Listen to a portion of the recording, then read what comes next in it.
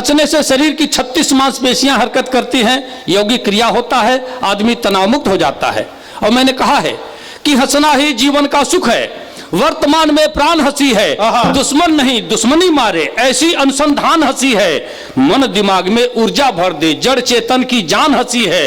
लोभी कपटी धूर्त मूर्ख की करवाती पहचान हंसी है। और समरसता का बीज मंत्र यह सहज सरल आसान हंसी है। और प्राण वायु की आयु बढ़ा दे, 100 में सत्य विज्ञान हंसी। वाह वाह वाह वाह।